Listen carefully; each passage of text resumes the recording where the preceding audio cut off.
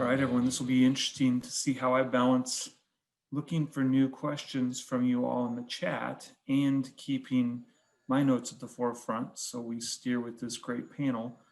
Welcome to our Smart Cities episode here, highlighting local stories from cities and towns in Maricopa County as part of the ASU Winter Games. Hopefully you've had a chance to see some of the other content. My name is Chris Richardson. I will be the moderator for this panel today. I'm a deputy CIO here at Arizona State University. And again, feel free to be interactive on the Zoom chat. I find it keeps you all engaged, keeps us on our toes as well. So ask us questions, comment. Don't worry about it, won't distract me.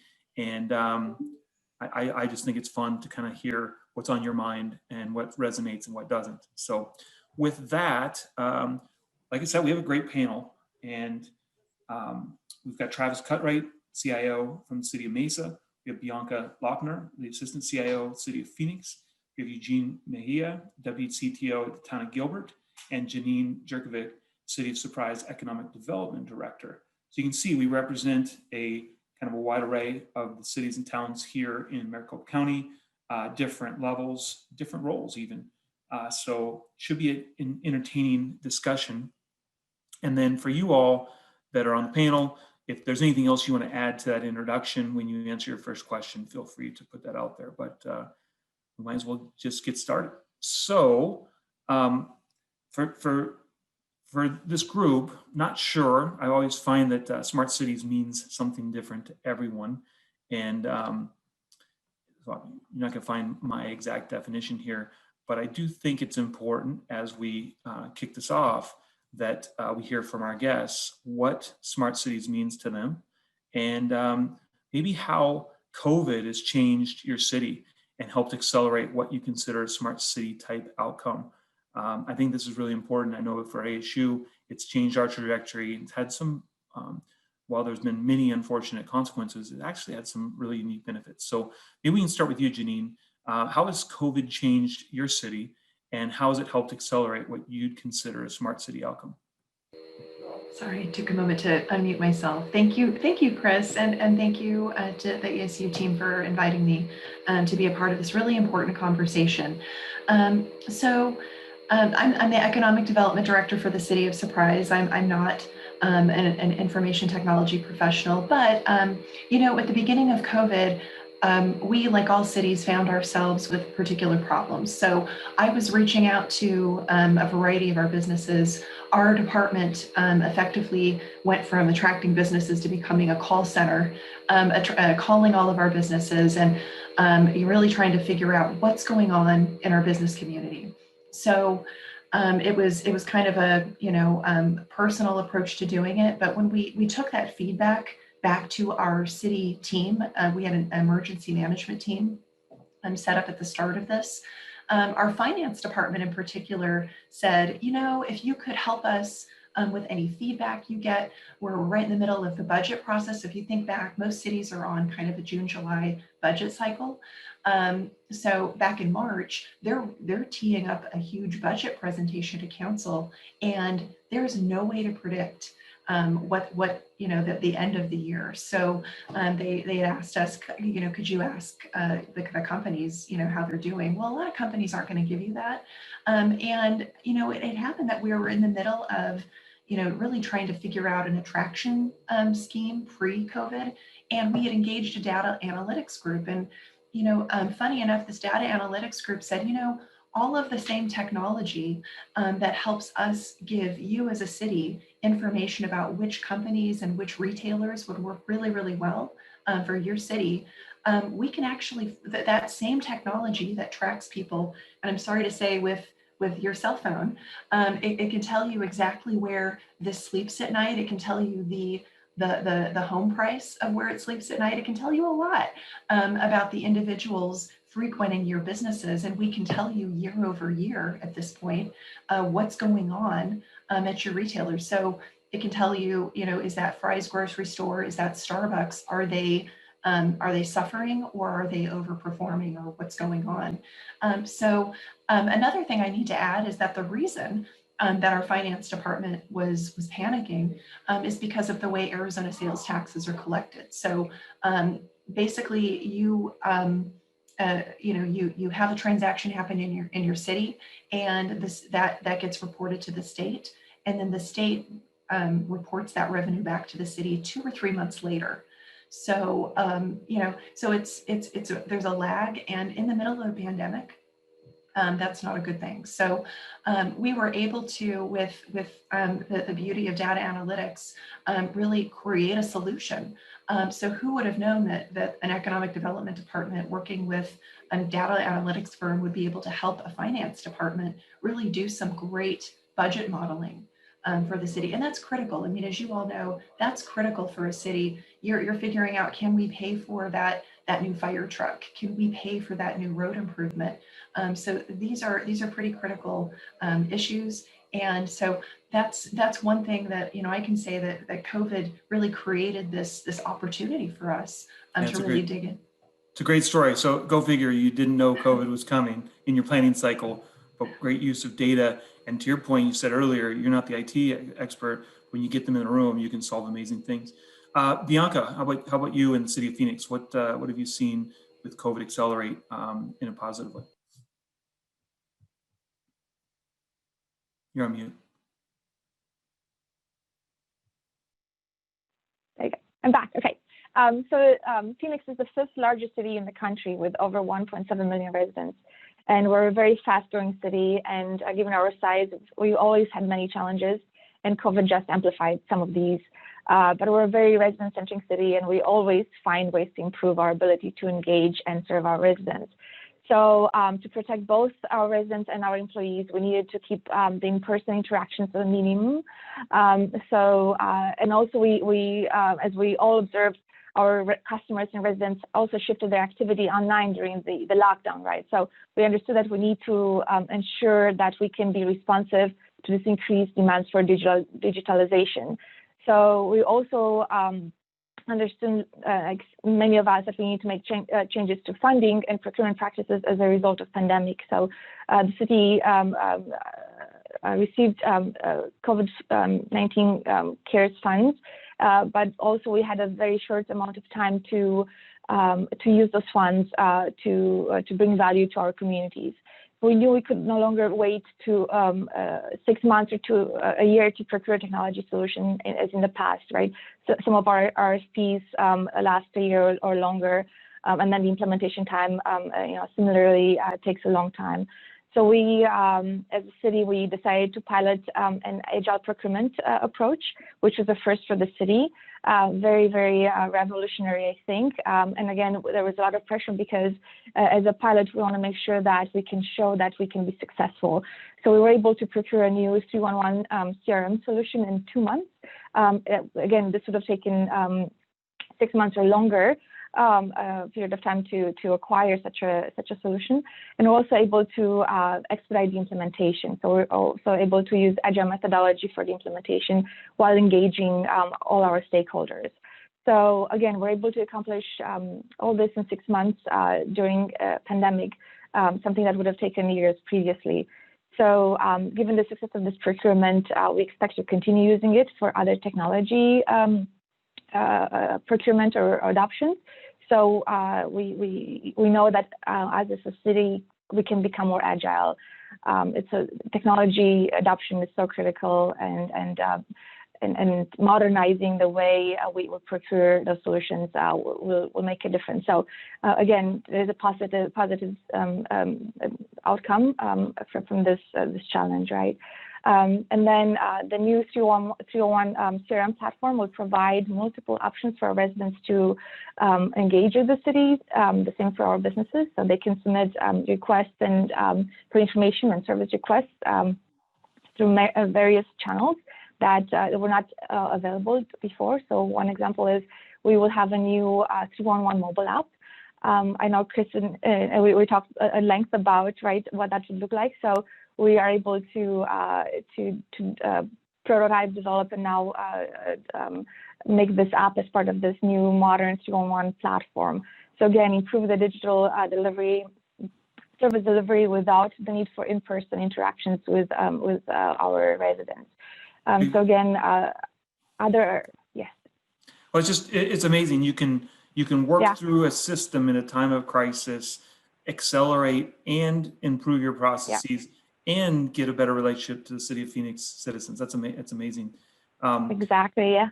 Yeah. Travis, how about you in Mesa? Oh, sorry. Thanks, Chris. Similar to the other cities, I mean, one thing's for sure, when COVID-19 hit, we all had to pivot quickly, and fortunately, we had been doing some work ahead of time. Of course, no one anticipated this pandemic, but with our Smart City initiative, we've been getting our infrastructure in place and other resources in place, and so when we were asked to send employees home, we were able to pivot and telework. The majority, probably 80% of our staff, within a week and a half, 2 weeks. As Bianca mentioned, with the CARES funding that came in, there was a real tight window of when we had to have that distributed, and that was the end of the year, and so we had to quickly engage partners and put forms in place and be able to take applications from businesses and other citizens that were in need, and so one thing we learned is that through all this is that we can still provide outstanding customer service to our citizens, and we can continue to do business remotely, and so which is going to change how we do business going forward, I believe. When we pivoted, one of the conversations I had with the city manager was, hey, we see now that we can provide services to our citizens. We can be effective teleworking. I don't know that we ever need to go back to a full load back in the office, and that saves on energy and rent and everything else that cities are faced with, and that, and so how it plays into smart city is just leveraging our data that's available to us, and leveraging the technology that we have, and making sure we've got secure infrastructure, and so that we can pivot and change with the times and that. Yeah, great story, Travis. And it's amazing to see how resilient our workforce is as we make these changes. So we've heard a theme of data, I think, from all three, and now we come to Eugene, who I know is a data guy. Eugene, tell us a little bit about what the view from Gilbert, how COVID changed your town, and what you think has it accelerated. Yeah, absolutely. And thank you, Chris. Appreciate being here, part of the panel today. I think from Gilbert's perspective, one of the things that we've seen is while there has been change, it's really validation of what we were doing was set on the right path. It's been a lot of years and thoughtful planning and designing and execution of those plans, really to achieve those goals that our town manager, mayor, and council set for us to become the city of the future. And so you never know how well you've done until you're able to test and put it to test, right, and make sure that it's work and it bends but doesn't break. And so in Gilbert's aspect of that, some of the things that we've been doing for a long time, it really came out to be successful in our shift to remote work and the services we deliver to the community, the engagement we continue to have with our citizens, which is among the highest in the nation, really meeting them where they're at. And it's something that our Office of Digital Government really speaks about, being engaged on the social media channels through our 311, really automating some of those responses. So we continue to use that data to make those informed decisions, really for the voice of the customer and the community, right? That's what we're after. That's why we exist. And so some of those things that we saw, it just really highlighted some of the great planning that our organization has done across the board from all lines of the service that deal directly with the citizens of Gilbert. Imagine that, a town or a city putting the citizen at the center of their communication strategies. You guys have done a great job with that. Okay, so great. Hopefully now the audience has gotten a little bit of flavor about your respective cities and towns, a little about you. Probably won't have everyone answer these next questions just for time's sake, but let's start on this one. So I see a theme of IT coming closer with other functions in your cities and towns. And here we're well represented by a diverse group. Is there anything that you have done uniquely with regards to innovation that you'd like to highlight? Maybe Eugene will stick with you on this one. Yeah, absolutely. It's been great in some of the things that we've done in regards to technology as it relates to the entire organization. One of the things that we're really keen on is really creating that shared ownership across all lines of business when we operate, and really getting the opinions of the stakeholders and truly engaging where we need to head when it comes to implementing solutions in regards to technology and how that impacts the business and services they deliver. So some of the things that we've done in partnership across several departments is really create this innovation hour. And we've done things like this in the past with partnership in Brian Elms, creating this program called EDGE, which is Employees Driving Gilbert Excellence, really focused on creating lean efficiencies and how do we redefine what the processes look like, how can we improve workflows for the better outcomes of our citizens. And so when COVID hit, the teams got together as part of our phase back approach, and really the different teams, and put together this innovation hour where we'd meet around lunchtime, really at a time where we can get all employees to be engaged and really create that space for collaboration to share ideas, because we're no longer in the office, right? We're not running into each other in the halls. We're not bumping into each other's before or after meetings. So there's really that space to collide and share and collaborate on those ideas. So listening to what each of our departments are doing and sharing these ideas that could be replicated across the entire enterprise. It's been really neat to see. It happens once or twice a month for the last 8 months. And then we've also expanded that to bring in Brian Elms again and really focus in on a 3-part series of how can we continue to innovate, because it's something that sets Gilbert apart and been very unique in how we do that. And just because we shifted to remote work doesn't mean we still can't innovate and bring new ideas and improving those lines of service that we deliver to the community. Okay, thanks, Eugene. Anyone else on this realm of getting IT closer with business functions of the city or town? Yeah, I can speak to that. So we definitely partner internally with our business units. I think, again, COVID really accelerated the need to have our businesses take more ownership in technology projects.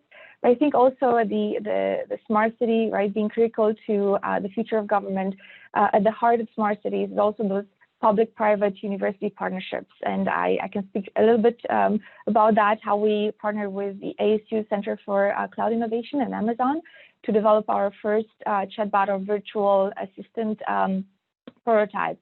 So again, the focus is how we can improve our engagement service for the people who live, play, and work in the city. And one of the innovative approaches that the Cloud Innovation Center has is and Amazon, their partnership is the use of design thinking to engage stakeholders and understand challenges and workshop solutions. So not starting with the solution, but really understanding the pain points and the need that our communities have. So we had several innovation workshops and solutioning workshops within our teams, and within a few months we're able to design, to again identify the problem, right, that we can solve with this prototype. So again, our call centers, as I'm sure our neighboring cities are similar, are typically only open during business hours. So the ability for our residents to engage with the city is limited to those transactional windows. So we wanted to be able to expand on that. We also wanted them to have more choices when engaging with the city, so additional channels. So again, more access for them and sharing information with the city. So kind of that two-way communication and how we can meet them on those digital platforms. So again, using the working backward process, we designed a system to allow our customers to query information and perform transactions like paying their bills online without even requiring them to come and visit any of our city offices. So again, this really helped with limiting that social interaction that our residents have with our employees. So we solutionized technical ways to develop these prototypes, the workflows, ownership of the data, right, and building that prototype. So assessing what data would be served, what's important to our residents, what's critical for them to have access to at their fingertips. So we were very successful, and the prototype is now integrating in our new 311 platform. So in the next few weeks, our residents will be able to, again, better access the information anytime, any place. And we're also able to serve the public by ensuring that they have that access. So again, I think those partnerships are critical, and we'll only have to increase as the smart city movement continues to expand. Very, very grateful, and I think we're going to continue partnership with the ASU KIC and identify other problems that we can solve together. Cool. Well, thanks for the shout out to that. You'll be the second city that's done a second challenge. Just an FYI, I was amazed at how you and the team pulled together such a cross-functional representation of the city of Phoenix. I mean, you had your water teams, you had your service teams, you had it wasn't just a bunch of IT people in a room. No offense to that approach, but I think that's part of why it worked so well. Great. Yeah. Okay. So, and please, to the audience, don't forget, if you have questions, we hope to weave some in, but we have plenty to fill up the whole time if there aren't any, but throw them in the chat. All right. So thanks for that. Next question. Let's see. So what, I jumped forward here. Sorry on my notes. All right. So, you know, you've heard a theme through the Winter Games about the digital divide and not everyone getting access to technology. And it's real for many of our cities and towns in Maricopa County, even in some of the more wealthy ones, there's pockets for sure. So I think our audience would love to hear some creative solutions you're working to improve the experience for a more inclusive group of citizens. Anyone want to tackle that tough challenge?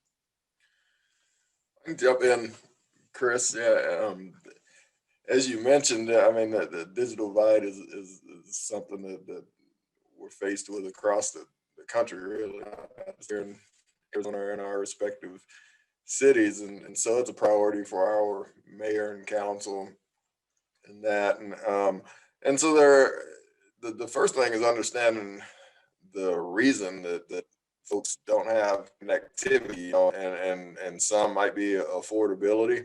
So there are some underserved parts of our community that just can't afford internet connectivity, and then the other piece is not having infrastructure in place to be able to connect. And oddly enough, in our downtown area, we have some businesses and some buildings in downtown Mesa that has access issues with regards to infrastructure.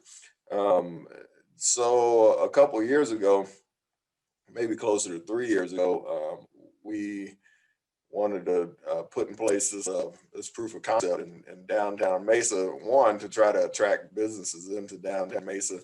Mesa has over 434 miles of conduit across the city and something like 242 miles of fiber in the ground. And how can we leverage that and be able to assist our citizens and help with the digital divide? And so here in downtown Mesa, we wanted to do this proof of concept to be able to provide offer broadband to businesses that move into the city of Mesa in the downtown. And that we actually had a business about a year and a half ago that moved in, and they could get connectivity from Cox or CenturyLink. And interestingly enough, CenturyLink's directly behind their building, and they still didn't have access to internet. And so we were able to go in and leverage our infrastructure and help that business out. The other thing we're trying to focus on is getting folks that can't afford internet connectivity access to broadband. What we've been doing is expanding our Wi-Fi reach here in the city of Mesa. We're going out and identifying, working with our partners here at the city to identify areas of the city that's underserved and might not have the means to connect, and figuring out how we can expand into those areas, and especially now with COVID and remote learning and that, you have students and families that don't have the means to telework or remote learn, and so how do we quickly help them? And so we've fortunately been able to leverage a lot of our part of the transportation department. One thing we've got at every intersection is are these transportation cabinets that have Wi-Fi integrated in them, and so we've been able to partner with transportation and extend our at Mesa public Wi-Fi out to probably about 80 intersections and areas around the city, and also our public facilities and in downtown Mesa expand Wi-Fi. Yeah, I tell you, thanks for sharing. I love how collaborative our cities and towns are across Maricopa County and sharing what works. Anyone else have something that's working on the digital divide side? I know it's such a interesting issue. Yeah, because I can speak a little bit to that. So it was clear, right, as the crisis sort of hit, it was clear that our most vulnerable residents needed access to social services immediately. So the city received grants that could be shared with our businesses and residents, but we need to find a way to make sure that they can submit their applications in a fast and secure way. So we're able to develop digital solutions where they could use e-signatures and also submit sensitive documents via this platform electronically. So if they didn't have internet connection at home, they could use their phone to take a picture of their documentations that provided information in support of their grant requests. And those were able to be routed in a very fast way to the appropriate departments that then approve those grant requests. So again, really helping this social effort, making sure that our residents can have that relief for utility bills or housing or rent, and then expanding those grants using CARES funds as well. So again, it was we wanted to make sure that we can be very responsive and supporting our communities, at the same time keeping their information very secure. We also, as Travis mentioned, we were very cognizant of the needs of our other vulnerable demographics, our students. So as you know, local schools remain closed. So we use CARES funds and our partnerships with our internal other departments or our partners to expand Wi-Fi coverages for over 50 libraries, community centers, recreation centers to ensure those students could come and access the internet in their local communities. So our teams provided about 33 million square feet of additional Wi-Fi coverage. And we actually developed the map on a mobile map app where they can just enter the address and can locate the closest center where they can go and access this resource. Another part of another digital effort that we have in progress is providing about 800 tablets with hotspots that include a 2-year prepaid plan for students in public housing. So again, those are being distributed as we speak, and we plan to add about 400 other mobile devices to our public libraries. So our community members, students, and our other residents can come and rent those out. And then in the case of the public housing, then they can own those devices and the service for 2 full years. And also the cities in partnership with Phoenix Community College and Phoenix High School District and their neighboring districts to find ways to increase the Wi-Fi coverage in our communities. So that's again a project that's in progress, and using CARE funds, but also other partnerships that the city has and to serve those communities and close the digital divide. I think those are some great examples of how we can, as a community, come together and serve those populations that are in high needs and close the digital divide that seems to be now amplified by this crisis. Agreed. Some amazing examples. I think also to build on that collaboration, as I listen, I'm guessing other cities and representatives here experience some of the same things, but also have different parameters. And so it's unique in how we approach these things, but we can look for themes of similarities. So thanks all for providing. So let's bring it back. I did get a stealth question, by the way. I'll kind of throw it out there in case anyone wants to mull on it. We'll ask it after this next one. And the question was around, we heard earlier, especially from Mesa, in moving to remote. I'm sure all of you had to do something similar. And the question is, there's mixed feedback on remote productivity. And so how do you as leaders measure that? So keep that in the back of your mind. We'll come to that in just a second. One question, well, let's bring it back to more innovation. And maybe, Jeanine, I remember seeing something about an incubator with some amazing outcomes. If you can talk to us about what City Surprise did on that topic. Well, thank you. So about 10 years ago, we launched a city-owned and operated incubator called the AZ Accelerator. It's city-owned property. And it's really an invitation to the community to come in, and if they have an innovation, and we're pretty neutral about what sector that would be, that we would welcome that business. And, with the incubator, we want to foster partnerships. We hope, we'll go through 100 companies, in probably the next decade, and there may be just one or two that really come up with something great, and we just want to be a part of that and foster that. And so, so we've taken a very flexible approach. And obviously we have to stay open to partnerships. When you're a city called Surprise, I would say you have to keep it interesting. So my fun story is, we've always been willing to allow companies to pilot technologies if it's appropriate. So if there's something like if there's a water technology, we'll see if there's a pilot opportunity or a demonstration opportunity with our water campus, or something to this effect. Similarly, we had a company 10 years ago. It was actually one of our first companies, called Athena Wireless. It was an interesting company. They had a millimeter wave technology that helps increase broadband bandwidth, and it's kind of a point-to-point technology. And we, with a little hand wringing and convincing, we were able to use city property to implement that in our property. And and I like to think that that was a really big help to them as they began to get investment, as they began to build traction. And about 5 years ago, I got a phone call from the CEO, and he said, "You're never going to believe it. Our company was just bought by Google." So Google put their millimeter wave technology into a space shuttle, I guess. So it's being tested in space.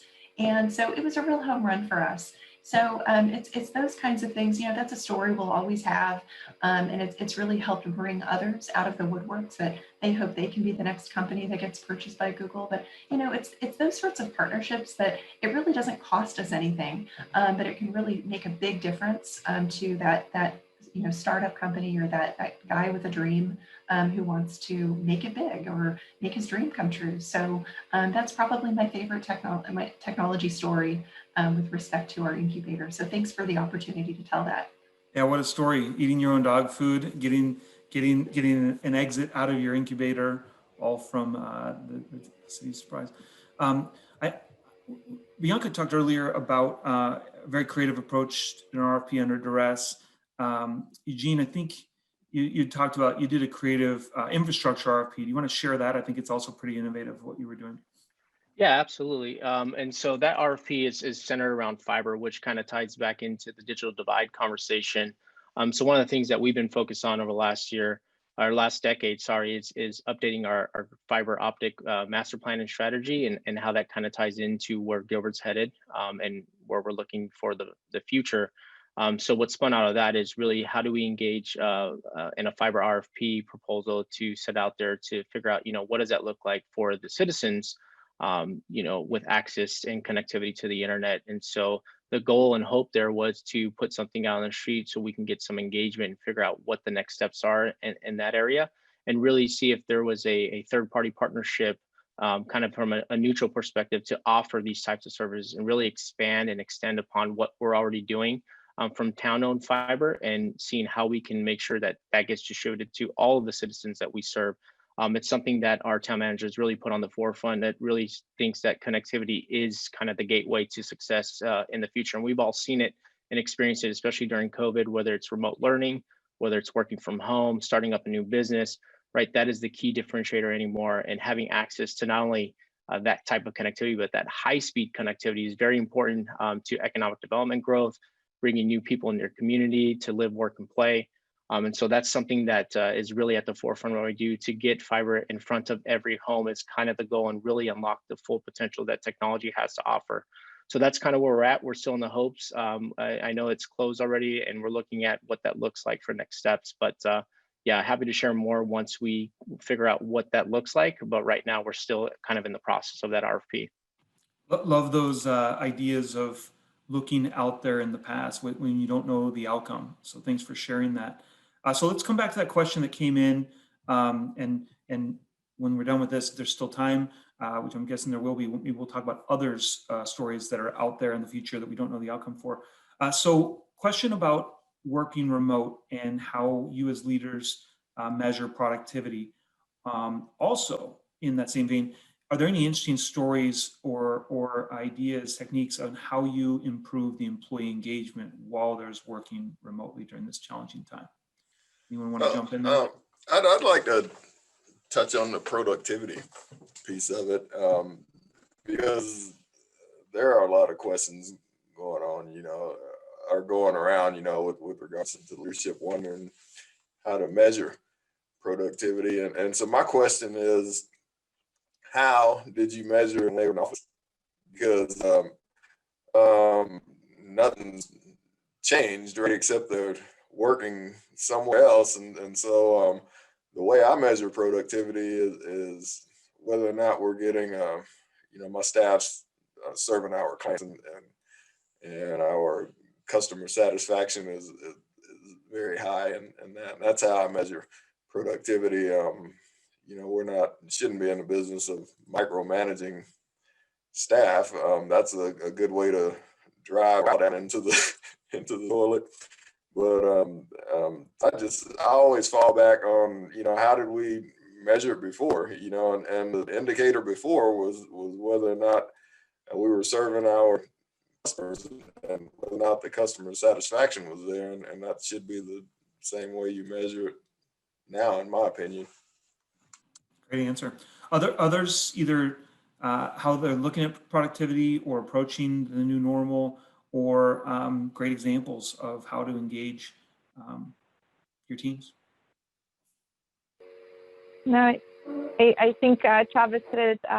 We don't want to be the oversight on how our staff members are, how they're doing, because we know they are professionals and they will deliver what they need to deliver. So I think actually our engagement has increased, just informally speaking to my colleagues and some of our team members.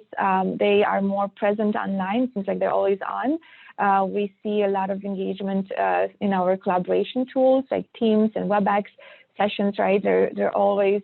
Our calendars are just filled up with those kind of sessions, because we all, I think that collaboration increased. So we can actually measure that, because those tools allow us the metrics to review the metrics, and we can positively say that that collaboration piece has increased.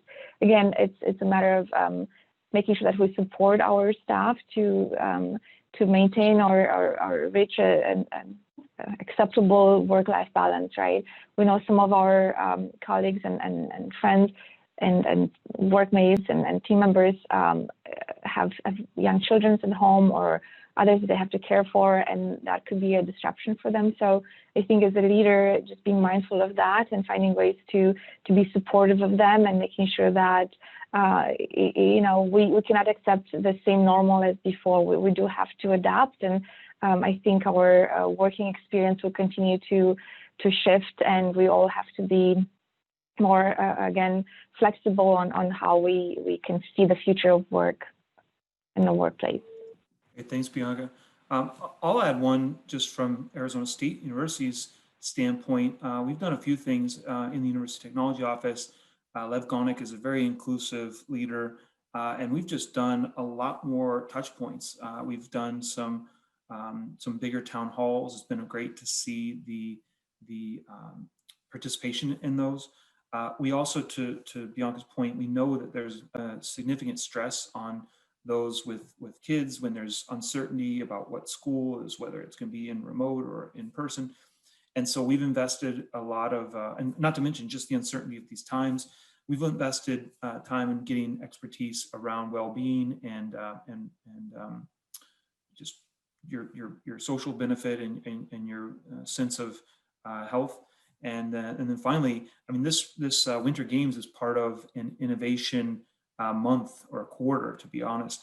We are a education entity, and so we're having a shoe-driven content shared out there and just engaging people through what's normally a little bit slower of a time in December and the first week of January.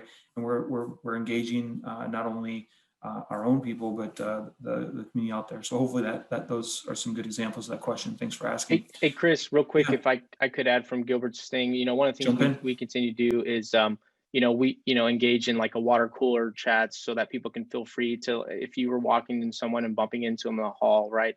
Or scheduling lunch meetings, like you said. So those multiple touch points where people just pop in, pop out, we don't have to talk about work. You talk about personal things as you normally would at lunch, at the lunch hour. And then I think the virtual town halls is another thing that we've done from our town management level to really engage the rest of the org and really ask Q&A questions and open it up, right, with to anything you want to ask in regards to what's going on, whether it's social items happen, justice items in the world, whether it's COVID, you name it.